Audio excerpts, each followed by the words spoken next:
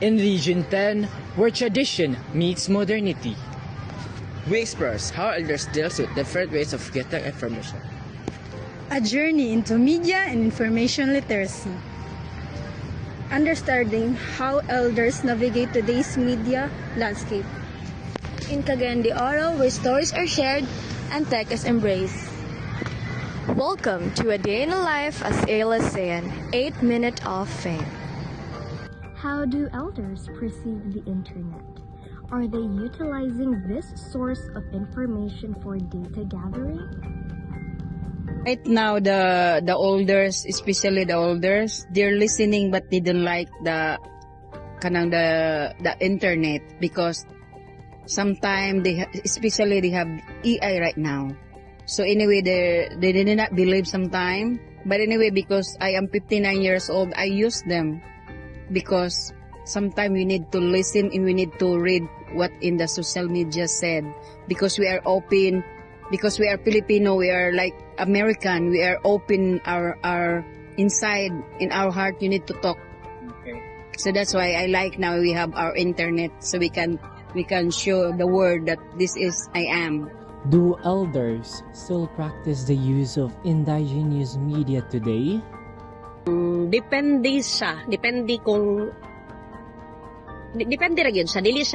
Dili siya tawag ani applicable in all kay dili man tanan po nag-practice ana, diba? Siguro kay makakita na mga posting about sa ilang mga at least makabalo ka about sa mga histories and all, pero dili ka ayud na paghapoy dili ingon ana ka tawag ani wala pa kay sila na influence about sa inaning internet or media. What general opinions do elders hold regarding the use of the internet for gathering information? Do they consider it advantageous? Para sa ako, it made kaya na easier na siya ang paggamit na everything na imong gusto siya i-check, it's already in the internet. Depende na lang lagi kung techie ka or kaya nagyapoy uban, labi na the word katigulang, I belong to that na. Tigulang naman gig, I'm already 49. So, makuha na ako nga, it's a big help. Nako kayo siyang tabang. Do elders find using the internet more convenient than other traditional media sources?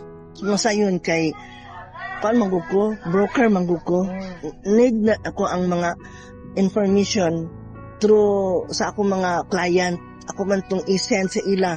Dali ra ba pag-send kaysa wala naman ni paperless man ta karon. So pag send ako sa mga kanang mga details of picture through ra sa internet. How do elders perceive libraries as sources of information? Do they find visiting libraries enjoyable and effective for learning? They're sad. They're sad because especially the young kid, the new generation, they're not going to library. That's why they do not know the history. Okay? They're so sad. They're not happy.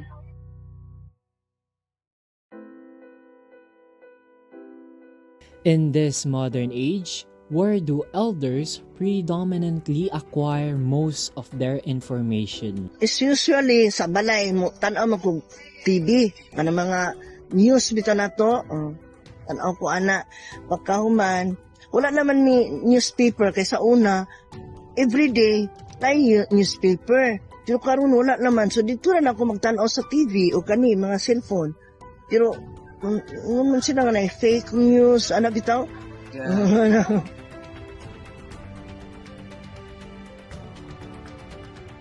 If elders were to choose among different media information sources, which would they most likely prefer?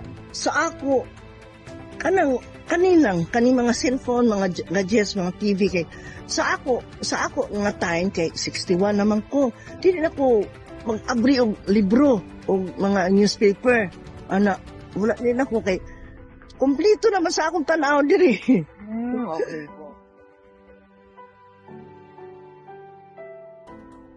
How do elders balance the use of modern digital media and traditional media for information? You know, for me, for myself anyway. If I do not know the answer, that's just like, okay, this is be true. You know what I asked? I asked to the Lord, Lord, this is real or this is not real? I'm going back to the Bible because the Bible, they have the truth. So that's why the social media, we have so many things that we cannot believe it, you know. So that's why, okay, because I don't know what the answer for. So Lord, can you helping me? So you read the Bible and you back to the Bible. That's why I said, that's why my grandmother said, you need to back to the Bible because the truth is there. Everything is there. Even the science they did not know.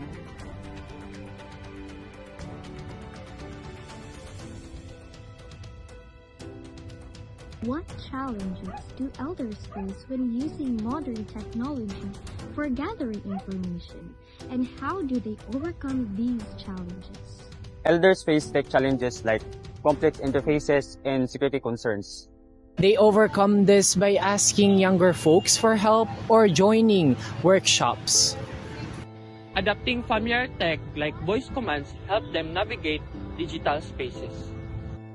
How can communities support elders in becoming more comfortable with digital media while preserving their connection to traditional and indigenous media?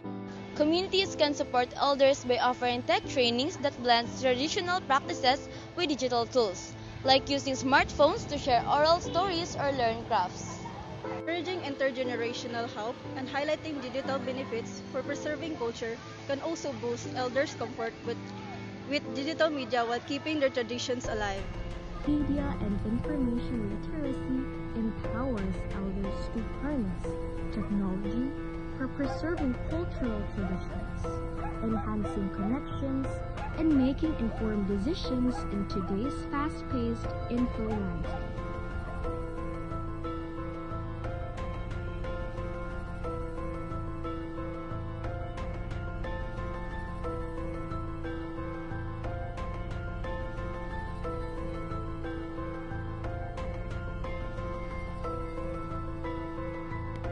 Media literacy is a journey, not a destination. Elders show us how to balance tradition and technology. In Cagayan de Oro, stories connect generations. Liceans, thanks for joining 8 Minutes of Fame. May our elders' wisdom guide us in the digital age. End of 8 Minutes of Fame.